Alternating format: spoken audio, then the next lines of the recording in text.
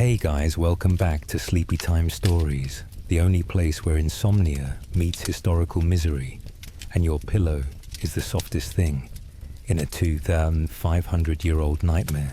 Tonight, we're heading to ancient Greece. Not the postcard version, with marble columns and heroic philosophers pondering democracy in linen robes. No, tonight, you're not Socrates. You're not even a vase painter. You're you except born as a starving peasant in the 5th century BCE, which means your life's most consistent features are hunger, cold, and a lingering fear of being slapped by an angry god for sneezing on the wrong festival day. So dim the lights. Maybe turn on a fan. Get cozy, but not too cozy, because your bed is about to be a patchy haymat crawling with lice. Your breakfast is non-existent, and your dignity was sacrificed to Zeus a long, long time ago. Before we start, don't forget to like and subscribe. Drop a comment telling me whether you're working, resting, or hiding from reality with a warm cup of oat milk. Tell me about your quiet moment, because the moment we begin quiet is over. Ancient Greece is about to slap you awake with an olive branch and a famine. You wake up with your mouth tasting like sour bread and goat hair, not because you ate either recently, but because that's literally what your bedding is made of: discarded fabric, woven straw, and possibly something that once had legs. The floor is dirt, not metaphorically actual dirt. Packed swept if you're lucky, damp if you're not. There's a clay oil lamp guttering weak light in the corner, because sunlight hasn't decided to show up yet. Neither has breakfast, or clean water, or hope. You stretch slowly because something bit you during the night, and every limb feels like it belongs to a different dead animal. The room is barely large enough for you and the other 3 bodies sleeping in it. 2 of them related to you, 1 of them probably not. Privacy hasn't been invented yet. You have siblings or cousins or just other people. Your family never bothered to clarify. There's no your room. There's the space behind the broken amphora, and it's yours only because you stabbed your cousin in the shin last week when he tried to take it. Outside, a rooster screams into the void like it knows how the day is going to go. You try to stand, but your knees audibly crack like split figs. You're 15, by the way, maybe 12. Nobody's sure, and there's no birth certificate to help. You could be 40 by now, depending on how you count suffering. You wipe the crust from your eyes with the corner of your himation, a scratchy rectangle of wool that doubles as blanket towel and emergency toilet paper. It smells like sweat and campfire smoke, which is actually an upgrade from last week's plague-soaked vibe. There's no sink, no mirror, no bath. Your hygiene routine involves splashing water from a shared jug, assuming it hasn't been used for pig washing, and rubbing your armpits with whatever leaves are in season. Today you find a twig. You poke your armpit with it. Congratulations, you're freshened. You shuffle outside and greet the morning. Like a war veteran greets thunder, the air smells like clay firewood and something recently deceased. The street is just packed dirt with goat droppings every 5 steps, like an ancient Greek game of Minesweeper. Your neighbor is already outside yelling at his wife, or sister, or both. It's a fine line here. Their donkey is more important than either of them. It's chewing on the one patch of edible weeds you were hoping to turn into lunch. You're hungry, but food is a concept you mostly understand through memory and myth. No granola, no eggs, no ancient grains. Smoothie from a farmer's market that smells like lavender and privilege. There might be barley. There's always barley. Dry pounded gritty barley. Barley that tastes like someone whispered flavor near it once. If you're lucky, it'll be mashed with boiled lentils, creating a substance that can legally be described as food. If you're lying under oath, someone offers you a fig. It's half rotten and has a wasp in it. You eat it anyway. Protein. The sun finally rises, but it's not romantic. It's blinding. It reflects off whitewashed walls and bakes the scent of urine into the air. You make your way to the communal hearth to see if there's any pottage left. There isn't. A toothless old woman gives you a look that says she'll fight you for the ashes. You believe her. Still think your 8 Zoom meeting is hard. You glance toward the agora. the public square, where richer men with sandals and opinions are already gathering to shout at each other about democracy, which you can't vote in because you're poor landless, and possibly not even considered fully human under the law. You scratch your chest. Lice, again. At this point, you've named a few of them. They're your only consistent relationships. Your stomach growls loud enough to scare a chicken, which flutters away like it knows what comes next. You consider chasing it, but you remember what happened last time. You got beaten with an olive branch by an angry farmer who claimed the gods would curse anyone who stole his poultry. He was right. You've had diarrhea ever since. And no, there's no toilet. You find a tree. You squat. A breeze hits your exposed rear. You cry a little. You thought that was bad? Wait for the next part. You stand up from your bathroom tree with a new appreciation for modern plumbing and a vague sense of shame. You try not to think about where that breeze came from. It's fine. That patch of wild fennel will never talk. You wipe with a piece of broken pottery. Yes, broken pottery. It's a thing. They call it an ostrakon. It's also used for voting people into exile. You're using democracy's leftovers to clean your body. There's symbolism here. It smells like failure. You wander back toward the house or shack or pile of stacked mud, pretending to be architecture where your family is arguing over who gets to lick the inside of the olive jar. Your little brother has already passed out from hunger. Your older sister is considering selling him, not for money, but for bread. Bread wins, every time. Today's meal is a bitter porridge made from boiled barley salt and the tears of your ancestors. Your mother hands you a wooden bowl. It's warm, but only because the pot was sitting near the fire pit all morning. The contents resemble something between gruel and regret. You chew it with a force of will that would make Heracles weep. A bug floats to the surface. You eat it too. At least it's crunchy. After breakfast, if you can call it that. You begin your morning routine. That's ancient Greek for survive long enough to see the afternoon. First task, fetch water. There's no tap, no plumbing. Just a walk that could be anywhere from 5 to 15 minutes, depending on how many people yell at you or try to rob you on the way. You grab the ceramic jug, careful not to drop it, because if you break it, you're out of water and possibly out of a place to sleep. The path to the well is crowded. Other peasants, just like you, sunburned barefoot, clutching empty jugs like they're the last wineskins in a Dionysian orgy of suffering. You recognize a few faces. That one girl who lost her toe to frostbite. That guy with the facial tumor. That one guy who always smells like garlic and divine punishment. A woman spits near your feet. It's unclear if it's a greeting or a warning. You nod politely. The well itself is chaos. People are pushing, shouting, shoving. One guy is trying to flirt, which in this context means yelling. Nice ankles and offering a fig pit. You draw water and immediately spill half of it. You think about crying, but tears are a luxury. Hydration can't afford. You haul the heavy jug back home, your arms aching, your back screaming, your feet bleeding just slightly. No one cares, not even you.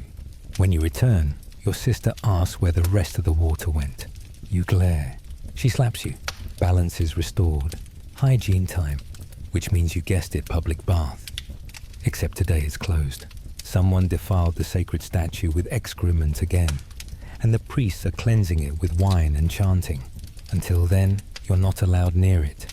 The gods hate you smelling like this, but also won't let you wash. Divine logic.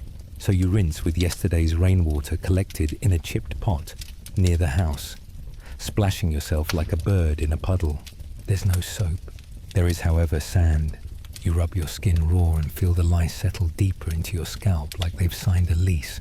Your hair smells like sheep and self-loathing. You sigh. You smell your armpit. It sighs back. Your neighbor walks by. He's a potter. He earns 4 times your wage and still can't afford meat. He offers you some spoiled milk and advice. You take neither. He shrugs and curses you in Homeric Greek. You curse him back in the dialect of the eternally unbathed. You try to remember if today is a festival day. If it is, there might be leftover bread at the temple if you beat the beggars and pigeons to it. But it's not. Today is just Wednesday. except Wednesday doesn't exist yet. It's called the fourth day, and you think it's sacred to Hermes, or maybe Apollo, or maybe just your landlord who hasn't collected rent in 2 months because he died from intestinal worms. You still owe him though. Death doesn't cancel debt here. You sit on a cracked stone bench and scratch the skin behind your knee. A flea jumps off. You name it something fancy, like Philocrates, because if you're going to suffer, at least pretend to be clever. Your stomach growls again. A dog looks at you warily, as if it knows you're now eyeing it for protein. You try to pray, but your breath smells like spoiled wine, and you forget which god to grovel to for food. You pick Demeter, goddess of the harvest. She ignores you. You get up. Time to work. You've burned the calories from that 1 fig hours ago, and your body is now running on dreams and resentment. You pass by a wealthier home. 2 stories, plastered walls, actual door. A woman pours leftover broth onto the street. It splashes your feet. You stare at it like it's a 5-course meal. Then you move on. You can't cry. It would feel too much like giving up, and you still haven't had lunch. Not that you ever do. You walk past a group of children playing with bones, literal animal bones. You remember being that age. You remember the day you stopped playing. It was the day you realized bones were better than toys. They could be tools, or weapons, or dice. That was also the day you learned how to beg. You were 8. Your first words that day were, "Please, just a crust." You scratch your head. You feel something move. You sigh. It sighs back. You still think starvation in ancient Greece is a poetic tragedy. You sweet summer child. You thought this was bad. Wait for the next part. You drag your body toward the edge of town where the labor happens. If labor means doing 3 people's work for half a handful of barley, and the occasional compliment, like, "You didn't die today. Good job." Your job title doesn't matter. You could be a field hand, a stone hauler, or one of those unfortunate souls responsible for scraping human waste out of communal trenches. Today you're picking olives, which sounds relaxing until you realize it involves climbing splintered trees, barefoot, shaking branches until your arms go numb, and praying you don't fall onto a rock, or worse, a goat. The goats here do not care. They will trample you, eat your lunch, and judge your soul, especially that one named Nicandros. He has seen things. Your boss arrives around midday, draped in clean linen, chewing on roasted chickpeas, smelling faintly of citrus and victory. He tells you you're lazy, despite having picked 50 olives in under an hour. You nod and thank him for his divine wisdom, because sarcasm hasn't been invented yet. And openly disagreeing gets you whipped or assigned to dung duty. You keep shaking the tree. Your fingers bleed. You use your tunic to wipe your hands, which now looks like you stabbed someone in the thigh. You haven't yet. At noon, the sun becomes sentient and begins its campaign to kill you with heat. There is no shade. There is only sweat dehydration. And that one guy named Doros who never stops humming off-key hymns to Apollo. You consider throwing an olive pit at him. You don't, mostly because you want to eat it later. You get 15 minutes for lunch. 15 minutes. The richer workers take out loaves of bread, goat cheese, salted fish. You take out nothing, because you have nothing. You gnaw on an old piece of dried fig you found in your pocket. It tastes like sandal. You try to chew slowly, savoring each gummy bite like it's a feast. It's not. Your stomach growls so loudly a bird drops dead from fear. Or heat stroke. Hard to say. The afternoon fades into a blur of aching joints and quiet despair. You develop a cough, possibly from the dust, possibly from tuberculosis, possibly just your soul trying to escape. You wipe your mouth and check for blood. None today. You consider it a win. By the end of your shift, your legs are jelly, your hands are claws, and your back has formed its own religion, centered around pain. You walk home slowly, your feet slapping against hot earth like overcooked goat meat. A child runs past and bumps into you. You nearly collapse. The child laughs. You do not. Your soul briefly leaves your body, looks around, decides nothing has improved, and returns. Back in the village, people gather around the agora for announcements. A man in a robe yells about tribute taxes, sacrifices, and something about Sparta. You don't care. You can't care. Your blood sugar is somewhere between critical and a polite ghost. You sit on a broken amphora watching a rat steal a chunk of bread from an unattended altar. You feel envy. Pure, primal, rat-directed envy. You're offered a spot at the communal pot. It's mostly lentil water and disappointment. You accept. You drink slowly, letting the hot, salty slurry coat your throat like a promise of almost nutrition. You say thank you. Someone coughs directly onto the rim. You say thank you again. The sun begins to set, and the air shifts from oven to oven, but haunted. People light torches. Children disappear into doorways. A man screams something about omens. You ignore it. You're used to screaming. You head back home where your family is arguing again, this time about whose turn it is to sleep near the fire. You lost last week, so tonight you get the damp corner next to the cracked wall and the animal skull shrine. You curl up on your mat, pull your lice-infested blanket over your shoulders and try not to cry. Not because it's weak, but because you're too dehydrated to produce tears. Outside, the sounds of insects hum like a lullaby sung by the damned. Inside, someone is snoring. You try to think about nice things, figs, cool water, not dying. It doesn't help. Your stomach growls one last time like a beast curled up inside you that just realized there's nothing left to eat. You close your eyes. Maybe you'll sleep. Maybe you'll wake up. Maybe you'll become one of those ghosts people whisper about when the olive trees start to bleed sap. Either way, your day is done. You survived. Barely. And tomorrow you get to do it all again. Still think you'd thrive in ancient Greece. You thought that was bad. Wait for what the gods have planned next. You wake up feeling worse than when you fell asleep, which is impressive, considering you went to bed cradling a stomach full of lentil-flavored misery and wrapped in a blanket woven from equal parts wool and regret. Your mouth is dry. Not dry like I need a glass of water dry, but dry like I've been buried in salt for 1,000 years dry. Your lips crack when you breathe. Your tongue feels like a sandal. You sit up slowly. Your back pops. Something small scurries off your shoulder. You pretend not to notice. The blanket peels off your body like a moist bandage. It smells like feet and smoke and maybe a little bit of mold. Your tunic, which you've been wearing continuously for about a month, is damp in new and suspicious places. You sniff it, then immediately regret your life. The fabric scratches your skin like it holds a personal grudge. This is wool, unwashed, untreated, and unapologetic. If you're fancy, maybe it's linen. You're not fancy. You're not even clean. You scratch your scalp and feel something shift. Lice. Again. Of course. You name the largest one. General Clytus, and vow revenge. But you know the truth, he owns you now. He and his legions are here to stay. You could try oiling your hair and combing them out with a bronze lice comb. But guess what? Oil costs money. Combs break. You use your fingernails and a deeply buried sense of shame. You step outside to wash, which here means scooping a handful of lukewarm water from a clay basin and aggressively rubbing it into your armpits. The water smells slightly like donkey. You pretend it doesn't. Soap. That's adorable. Soap is for the wealthy or for sacrificing to the gods when they get moody. You make do with crushed herbs and dirt. You once saw a neighbor use ashes. He got a rash so severe he started seeing visions. He now lives in a cave and claims Apollo speaks through goats. You look down at your feet, cracked, blistered, caked in filth. You haven't worn sandals in weeks. They broke and the strap cut your ankle. The wound's infected, now festering quietly beneath a crust of dried blood and peasant resilience. You wrap it in cloth that used to be white. Now it's the color of betrayal. Every step burns like you're walking on sunlit daggers. The weather isn't helping. It's hot again. Always hot. Not the good kind. The choking, dusty sunbakes.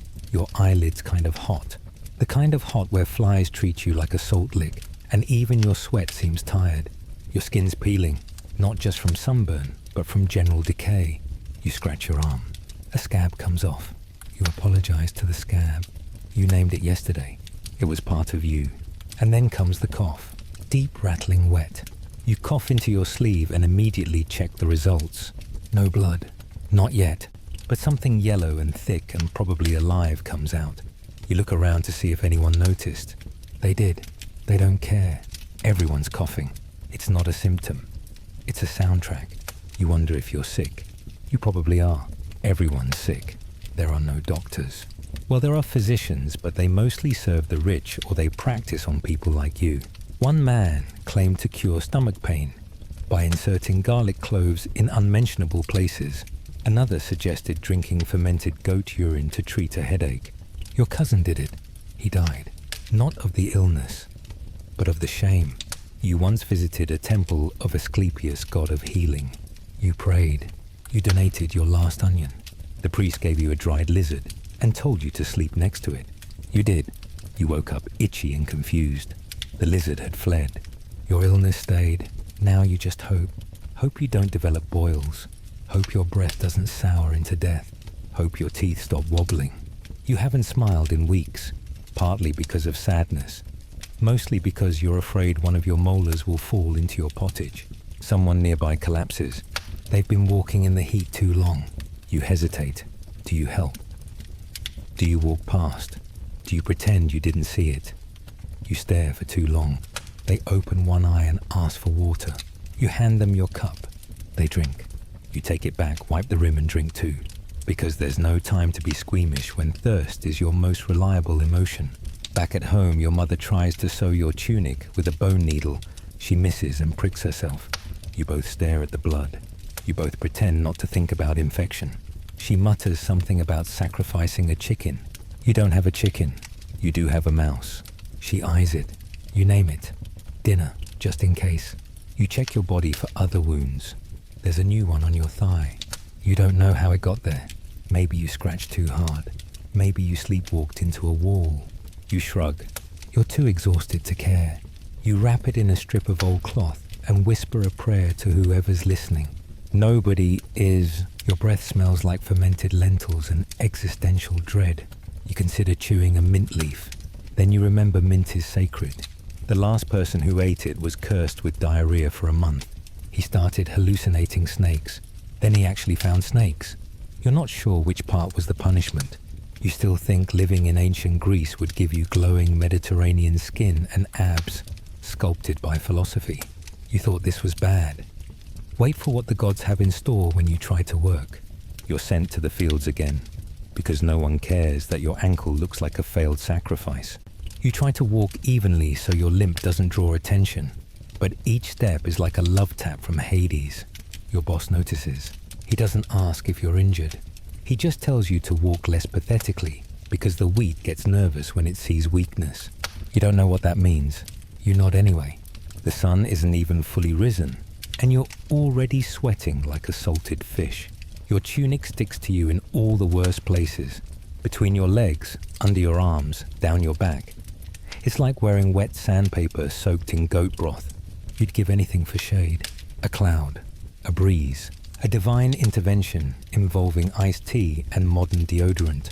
Instead, the sky just glares down at you like an angry landlord waiting for rent.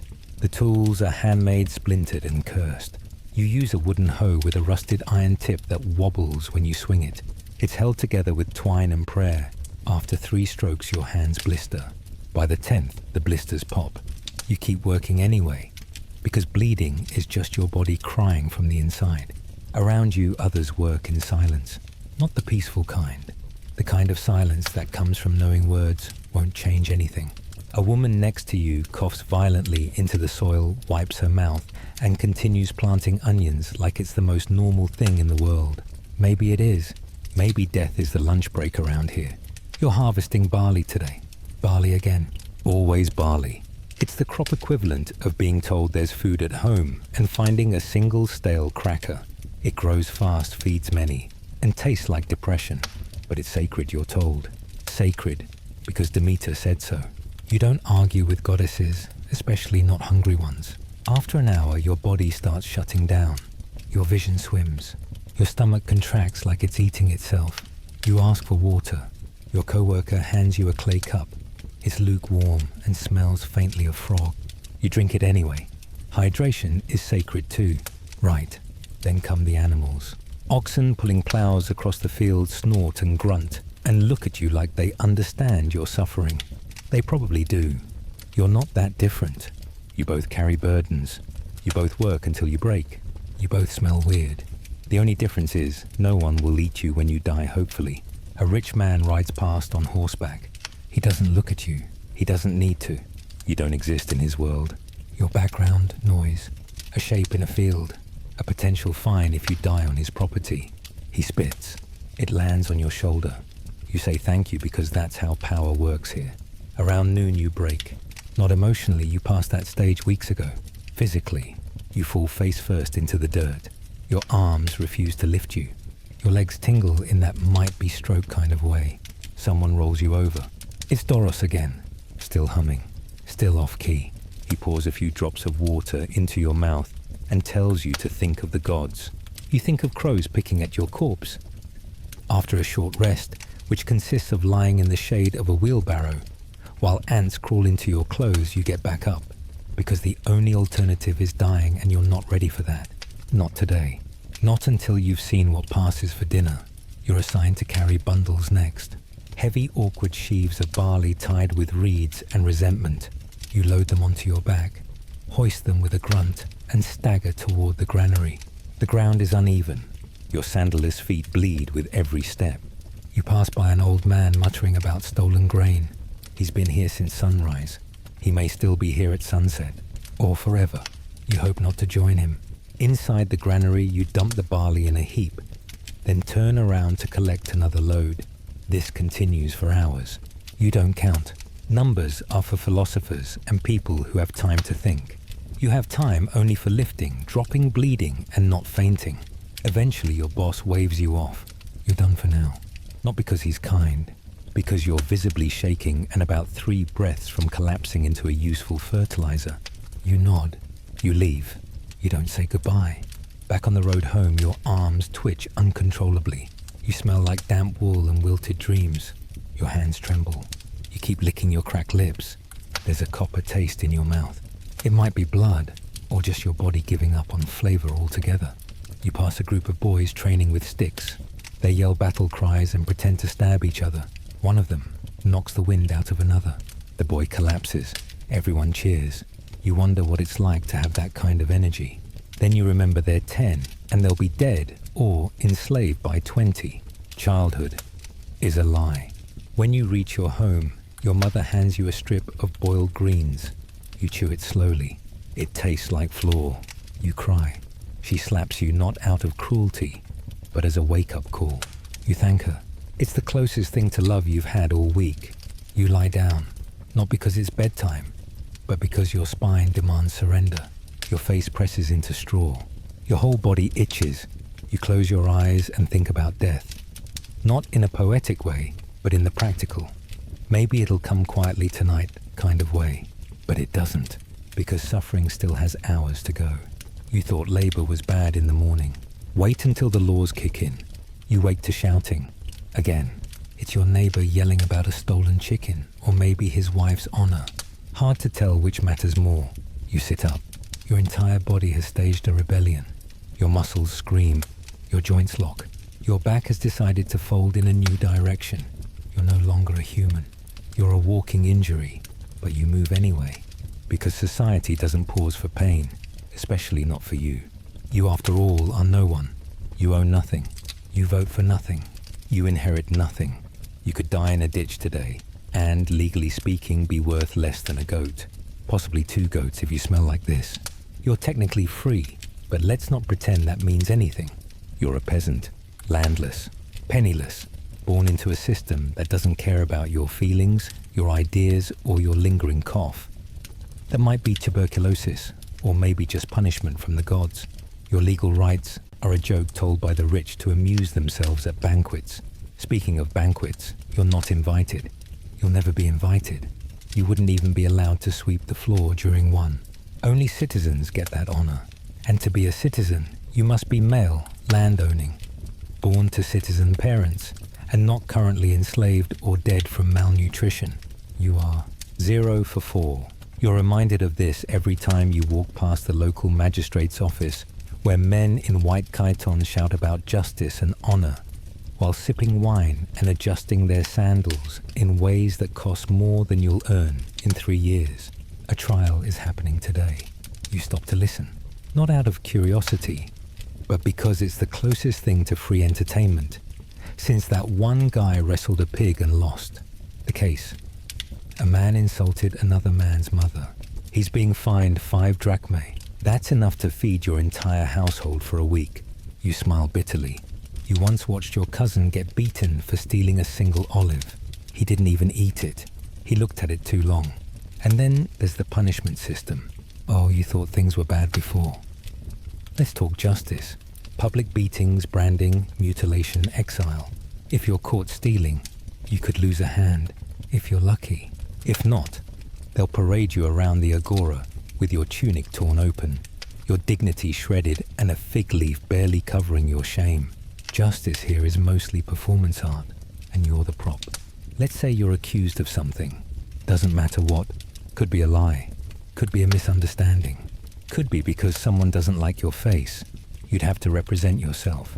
Hire an orator if you're rich. Improvise if you're not. Guess which one you are. Spoiler, you can't even spell orator. You remember when your uncle got dragged into court for failing to pay tribute. He swore he did. No one cared. They took his cart, then his teeth. Not with tools, with fists. Now he lives under a broken statue and talks to crows. They talk back. Oh, and let's not forget the women. If you're one high welcome to your cage. You're not allowed to leave the house without a male guardian. You can't own land. You can't vote. You can't even be seen talking to a strange man without risking a rumor that might cost you your life. Your job is to bear children, tend the hearth and pray you don't die in childbirth, which happens a lot, by the way. The average uterus in ancient Greece is basically a death trap wrapped in wool. Your cousin was married at 13 to a man 3 times her age. She wept through the whole wedding. No one cared. It was considered romantic. He died 2 years later. She still thanks the gods for it. And if you're enslaved, well then you're legally property. You can be beaten, sold, or thrown into a quarry for back-breaking labor until your spine collapses into fine dust. Your life is worth less than your owner's sandals. Maybe you dream of freedom. Good luck. Freedom costs money. And hope. You have neither. You try to breathe. The air smells like smoke, sweat, and injustice. A group of hoplites local soldiers march past you. Their armor gleams. Their beards are oiled. Their sandals match. You instinctively step aside. Not because they asked, but because you've been trained to. You could be trampled and the state would fine your family for obstructing the path. A boy runs past with a scroll in his hands. He's from a wealthy family. He's learning rhetoric, philosophy, debate. You're learning not to pass out in the sun. You watch him disappear down the street and try not to think about how he'll probably live to be 40. You won't. You return home to find your mother arguing with the neighbor over water rights. Not legal rights, physical rights. As in, who gets to carry the jug first before the well dries up. You try to mediate. She tells you to shut up and eat something. You try. It's a slice of boiled turnip. It tastes like sadness and dirt. The neighbor wins the argument. You lose dinner, and yet somehow this is normal. No one around you is shocked. No one cries. This is what life looks like when fairness is a myth and you are the punchline. You stare at the wall. There's a crack in it. You think about crawling into it and staying there. You thought labor was brutal. Just wait until the gods get involved. You wake up with the feeling that something is watching you. It's not paranoia. It's religion. In ancient Greece, everything is watching you. The gods, the spirits, the dead, your neighbors, that suspicious goat in the courtyard. And none of them are rooting for you. You pull your lice blanket tighter and whisper a quick prayer to Hestia, goddess of the hearth, just in case she's monitoring your sleep cycle. She isn't. She's probably off punishing someone for improperly extinguishing a flame. Your mother insists today is sacred. Sacred days happen roughly 3 times a week, depending on which god your village is most afraid of offending. Today it's Artemis, which means no bread, no fire, no singing, and definitely no hunting. Unless you'd like to be struck with a sudden illness that makes your toenails fall off. Your uncle once broke an Artemis day by yelling at a deer. He got a rash shaped like a bowstring. Coincidence, maybe, but you're not taking chances. You keep your voice down all morning even when the neighbor's rooster stares at you wrong. You're dragged to the temple for offerings. This sounds fancy, but let's be clear. The temple is a pile of stones with a terrified-looking priest and a statue that has seen better centuries. The offering today is barley. Of course it is. You kneel before the altar and toss in a handful. The priest chants something that might be ancient Greek or just a bad cold. Then he waves a smoking stick over your head and tells you your soul is probably still inside your body. You thank him. He charges your family 2 obols. Your younger cousin tries to sneak a look under the statue's robe.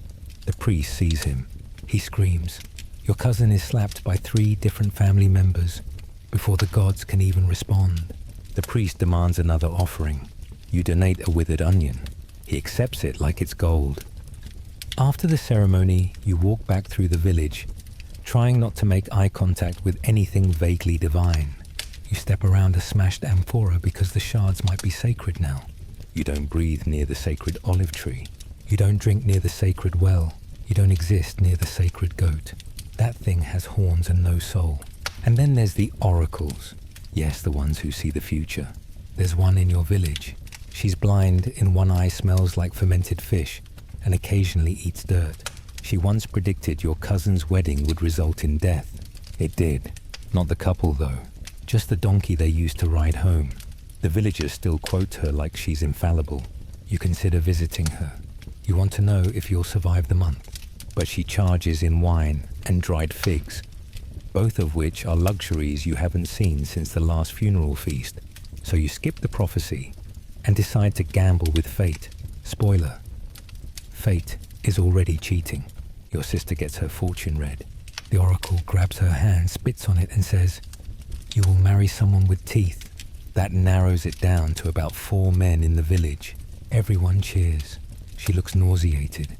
At lunch, if you can call it that. You sit by the fire pit and eat burnt chickpeas that taste like bitter hope. Your mother says a quiet grace to Demeter. You echo it because you're not trying to have your next crop fail out of spite. The gods, you've noticed, are very spiteful. They send earthquakes because someone forgot to sacrifice a goose. They flood your fields because your cousin coughed near an idol. They curse you with nightmares because you accidentally said Aries without clenching your left fist. You follow the rules. You're barely surviving. No need to invite divine sabotage. Later, you help clean the family shrine. It's a soot-stained corner with a little clay figure of Athena. A cracked bowl for incense and a dried branch someone swears is holy. You scrub the stone and mutter prayers through gritted teeth. You light some old rosemary. It sparks smokes, then dies. You try again. This time it catches. Maybe Athena heard you. Maybe she's too busy helping warriors bathe in glory while you die slowly in a pile of mildew. That night, your father tells a story about when he saw a nymph near the river. She spoke to him, he says, and gave him a message from Poseidon. Everyone listens, eyes wide, mouths slack. You try not to laugh. Last week, he said the same thing, but it was a centaur.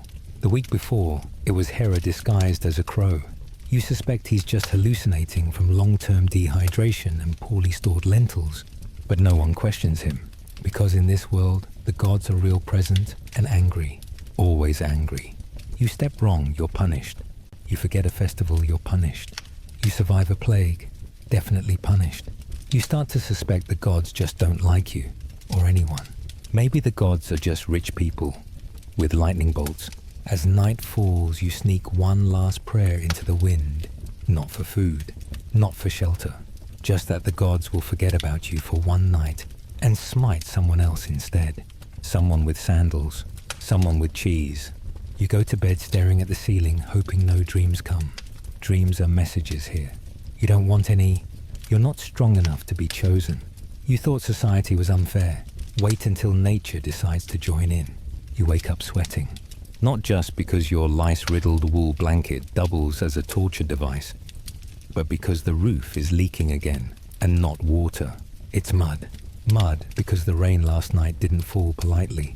It hurled itself at your house like Zeus was throwing tantrums. The floor is damp. The ceiling drips. Your entire home smells like mildew and moldy lentils. You rub your eyes and find a slug on your arm. You name it mercy. It's the only mercy you'll get today. You step outside into ankle-deep puddles, which wouldn't be a problem if your feet weren't still raw from yesterday's barley hauling expedition. The earth beneath you squelches like it's trying to swallow you whole. The rain stopped, but the sky still looms like it might start crying again, just out of spite. You consider praying to Poseidon to keep the floods at bay. But last time you did that, a goat drowned in your water basin. You take that as a no. The wind picks up, not the refreshing kind that rustles wheat fields and cools your sweat. This is the turn your toga inside out and fill your mouth with dust kind of wind. It brings with it a lovely combination of smells: rotting figs, wet ash, and something recently deceased. You try not to inhale too deeply. You fail. Your breakfast threatens to come back up until you remember you haven't had breakfast. In the distance, thunder growls. Your neighbor mutters about omens. You agree, because disagreeing in this village is how you get blamed for hailstorms. You recall the last time someone was accused of offending the weather gods. They had to sleep outside for a week as penance. During winter, he's still sneezing. You head toward the edge of the village to gather firewood, not because you want to, but because your home is cold. And the kindling pile is now just a sad memory of drier days. The woods are dark, not fairy tale dark. You might get eaten by something with 4 legs and no conscience dark. You tread carefully. Last month, a wild boar mauled a merchant. They found his sandal embedded in a tree. The tree still smells like blood. You find a few branches soaked and useless. You gather them anyway. On your way back, something rustles in the bushes. You freeze. Maybe it's a deer. Maybe it's a bandit. Maybe it's a god disguised as a snake disguised as your aunt. You do what any rational ancient peasant does. You throw the firewood at it and run. Back in the village, everyone's tense. A shepherd claims a wolf took 2 of his goats. He's shouting about vengeance. You'd help. But wolves are scary, and you have enough problems. Also, you're starting to suspect goats deserve it. They know what they did. Later in the day, a sudden hailstorm hits. Hail. In Greece. In spring. Everyone screams. A roof collapses. Chickens scatter. Children cry. You get hit in the temple by a piece of ice the size of your dignity. You don't even react anymore. Just another Tuesday. The crops suffer, of course. That small patch of beans your family was praying would bloom smashed into the dirt like an apology from Mother Nature. Written in broken stems and heartbreak. Your mother curses under her breath. Your sister blames Artemis.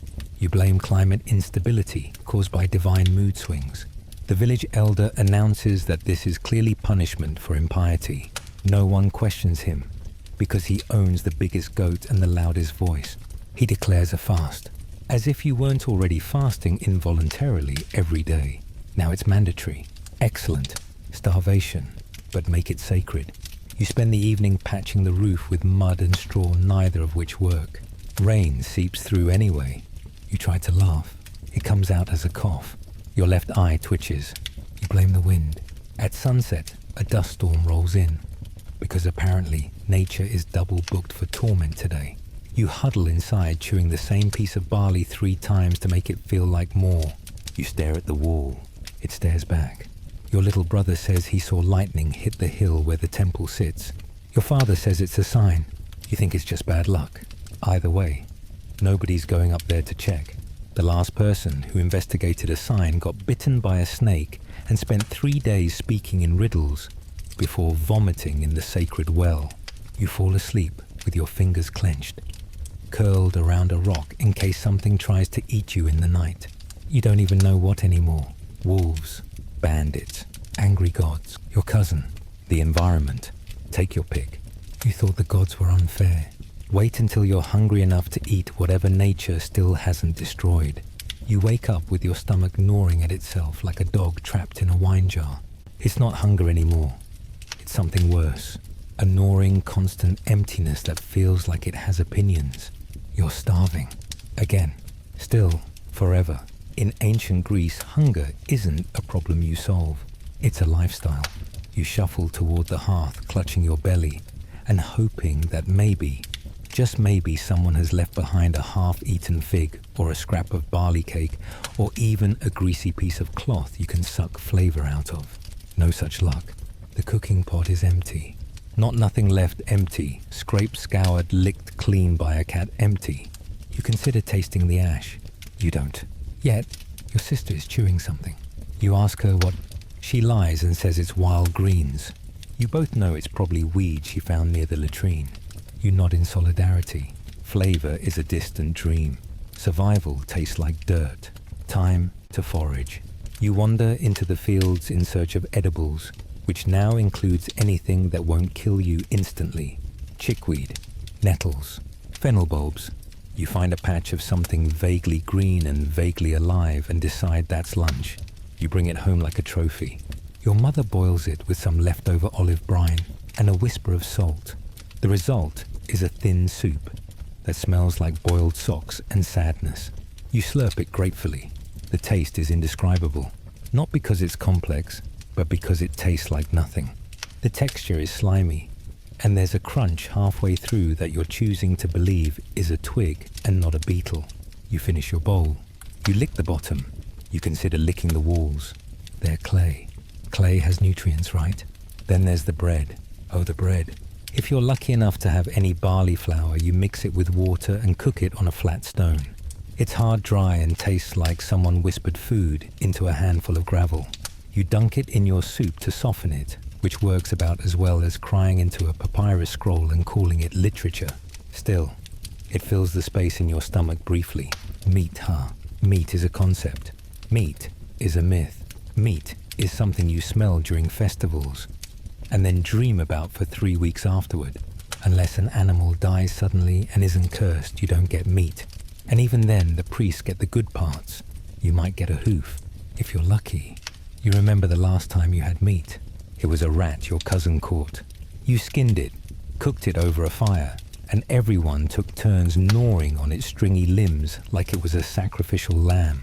It wasn't, but you all said thank you to the gods anyway, just in case. Once your neighbor roasted a pigeon, you could smell it for hours. You wept openly. She offered you a bone. You chewed on it until it cracked. Your teeth still hurt, but it was worth it.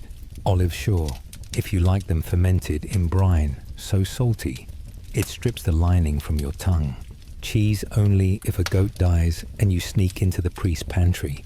Wine, yes, technically, but it's watered down to the point that it might as well be regret juice. You drink it anyway, because hydration is hydration, and a mild buzz is better than crying. And let's not forget water, your main drink, your best friend, also your worst enemy. It's stored in ceramic jars that may or may not have been used to carry fish guts last week. It's collected from public fountains, which are frequently bathed in by dogs' small children. And that one guy who thinks he's descended from Poseidon. Sometimes it's clear, sometimes it has things floating in it. You squint and pretend it's rustic lemonade. Today you're extra desperate. You consider going to the temple, not for worship, oh no, for leftovers.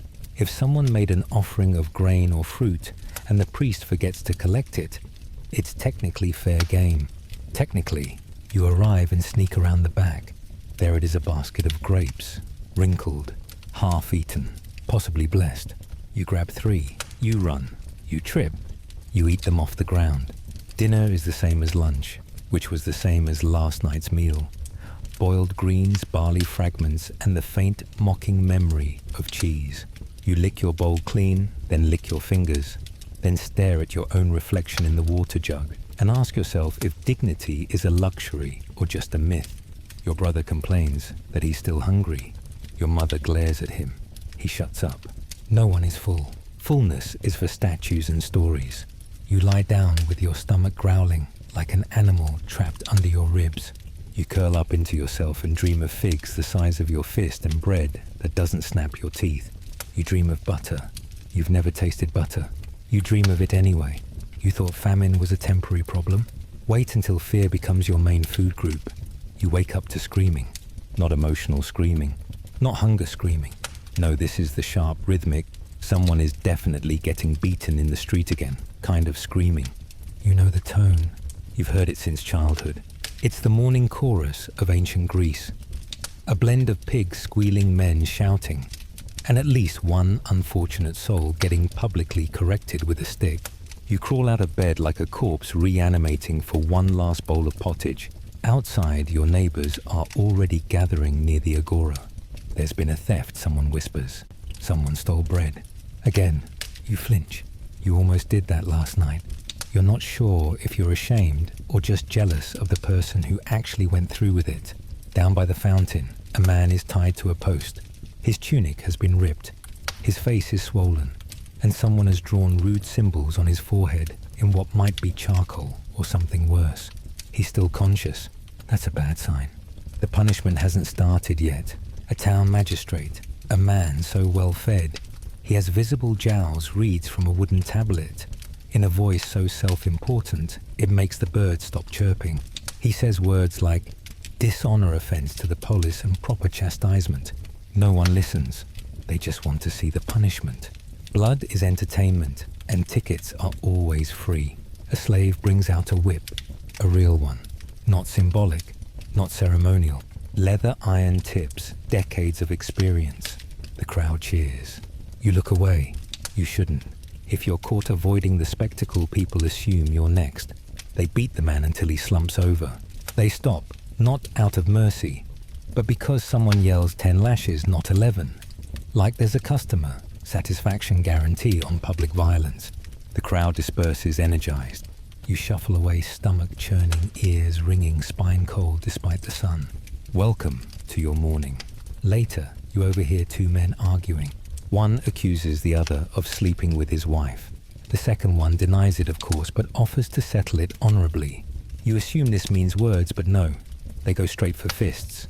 Within seconds, they're grappling in the dirt, surrounded by cheering villagers and at least 3 dogs.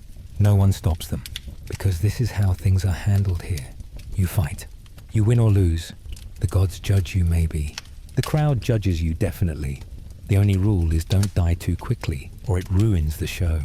And then there's the executions. Once a month, maybe more.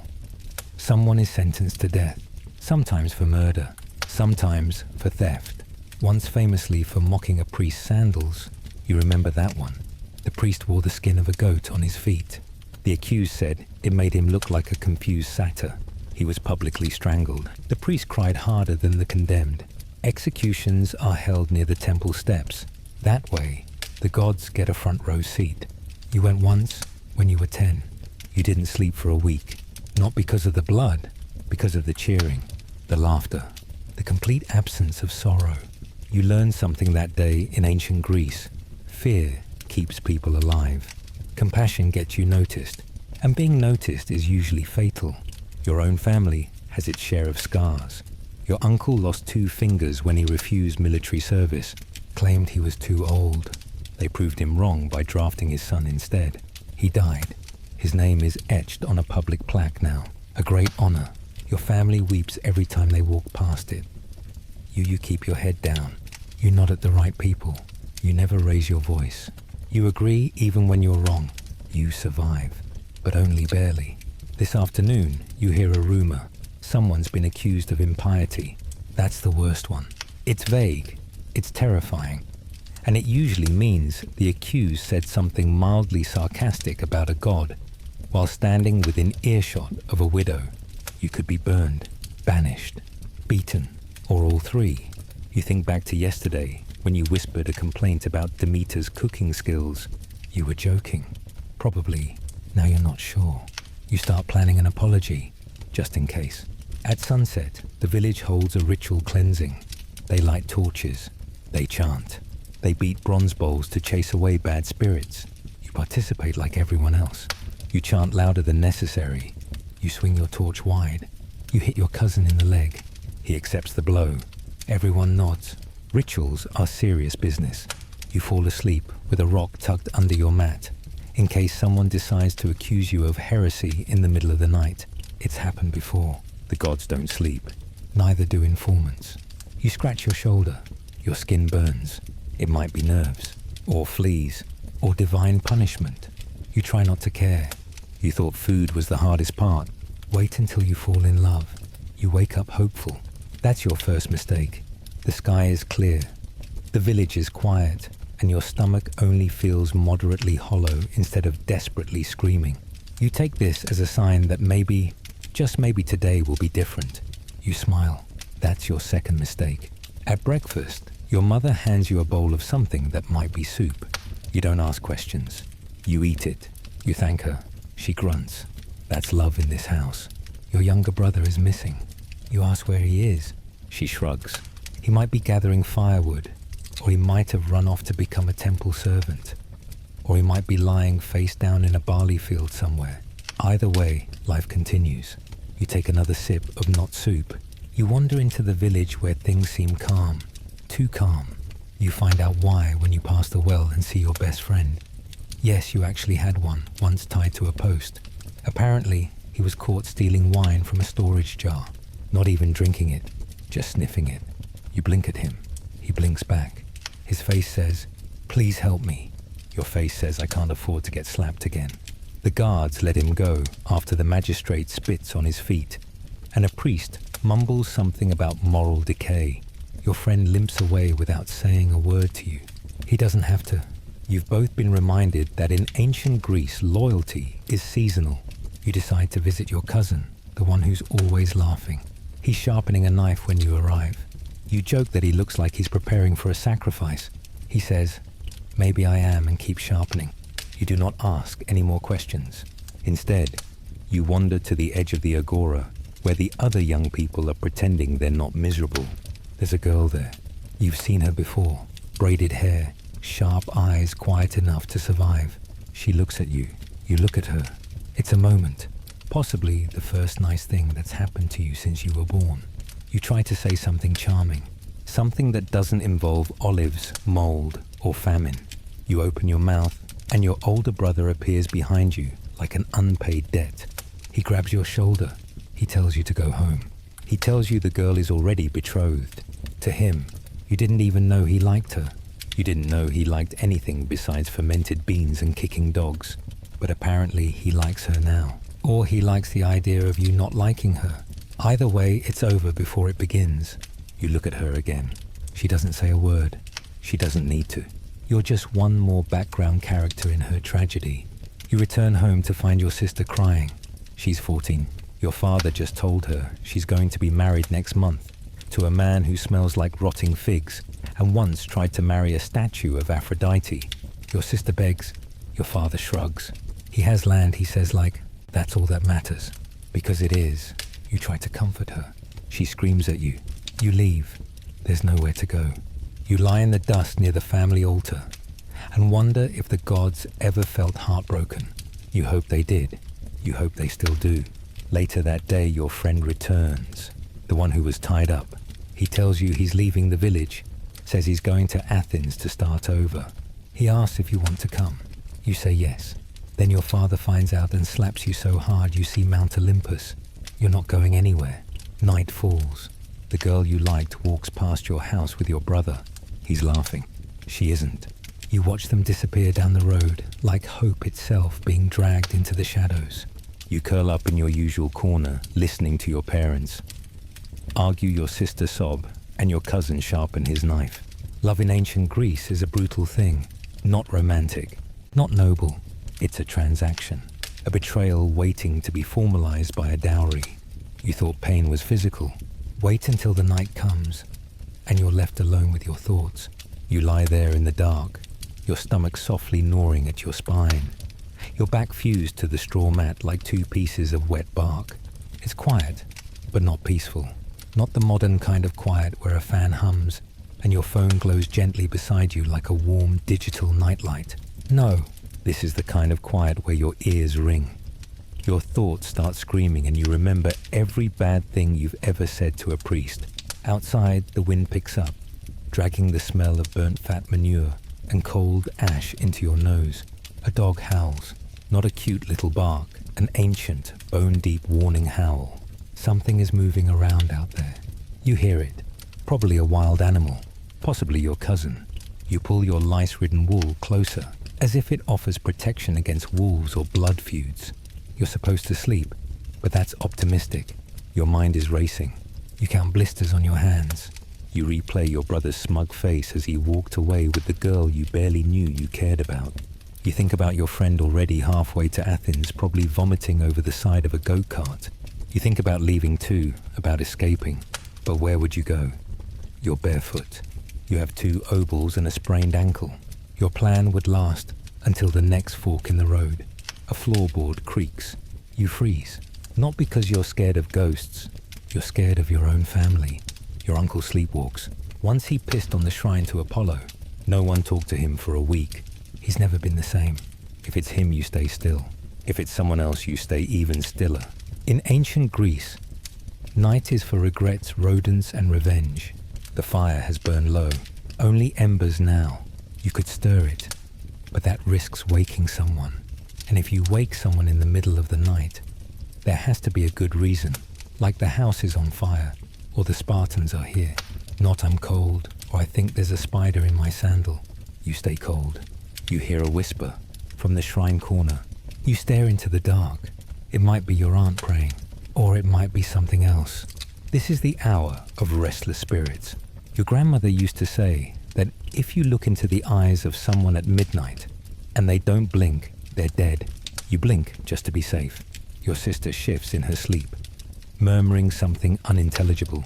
Then she sits up suddenly, eyes wide open. You freeze. She stares at the wall, then lies back down. You spend the next 15 minutes trying not to breathe in case she's possessed. The house creaks. The goats rustle. A chicken thumps against something. You remember that story about the cursed chicken, the one that laid blood-red eggs before a plague. You silently promise to sacrifice the next fig you find if it'll keep the poultry docile. Eventually your body gives up before your brain does. Your eyes shut not from comfort but from collapse. You drift into that half-sleep only people in full-body pain know. You dream of water. Not a cup, not a stream. A wave. A massive, endless wall of sea. Poseidon's face is in it. He's laughing. You wake up choking on air. You sit up, heart racing, soaked in sweat. Someone nearby farts. The illusion breaks. You lie back down. Your blanket smells like rot and firewood. Your skin itches. Your brain is still running laps. You think of the stars hidden beyond the roof. Your grandfather used to say each star was a god's eye. Tonight, they're all closed, or just looking somewhere else. You want to cry, but you can't. You haven't had enough water today to waste it on emotions. So you lay there open-eyed, stiff as a corpse, waiting for morning to come. Not because it brings joy, but because it's different. And different is the only hope you've got. You thought the dark was quiet. Wait until you meet your legacy. You wake up. You didn't mean to. It just happens, like it always does. Morning arrives not as a blessing, but as a repeat performance of a show you never wanted tickets to. Your eyes open to the same cracked ceiling, the same straw, the same aching joints. Congratulations, you're still alive. Somehow, again, you sit up slowly, cautiously, because every part of your body has trust issues now. You stretch here at least 3 new bone sounds and scratch at your scalp just to make sure your lice colony hasn't elected a new leader. They have. You feel him salute. The fire has gone out. Of course, you nudge the coals. Cold. You'd relight it. But you used the last of the kindling last night. So you sit in the chill watching your breath fog up in little grey puffs like smoke signals for the gods. They don't answer. They never do.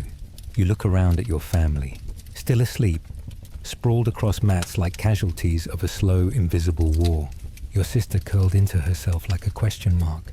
Your uncle snoring like an angry windpipe. You wonder, do they dream? Do they imagine better places? Do they think about legacy? Or do they like? You just think about how much their back hurts. You wander outside. The village is slowly stirring. A few dogs sniff around the trash pit. A child throws up behind the well. Normal stuff. You sit on a rock and stare at the hills. Somewhere out there are cities. Great ones. Athens. Thebes. Sparta. Names that get carved into stone tablets and recited by men with better sandals. Places where people talk about virtue and glory and the good life. You've never been. You probably never will. You remember what the old man at the temple once said. A good life is one remembered. He said it while spooning goat yogurt into his mouth. like it was ambrosia. He died a week later choking on a date pit. No one remembered him. You start thinking about your own legacy. What will you leave behind?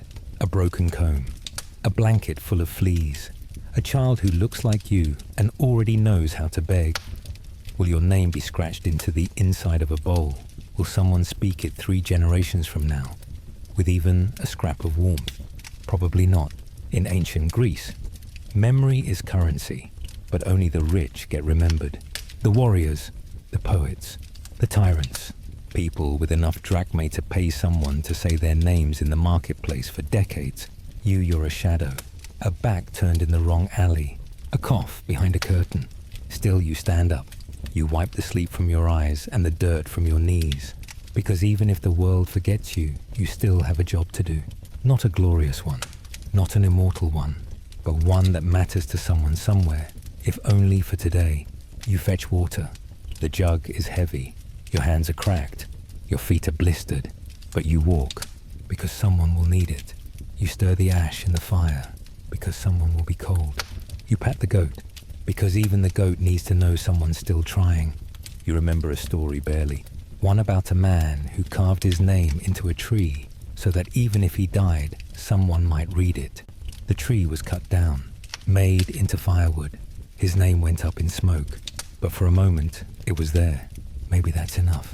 You sit back on your rock, the jug resting against your hip, and watch the village wake up.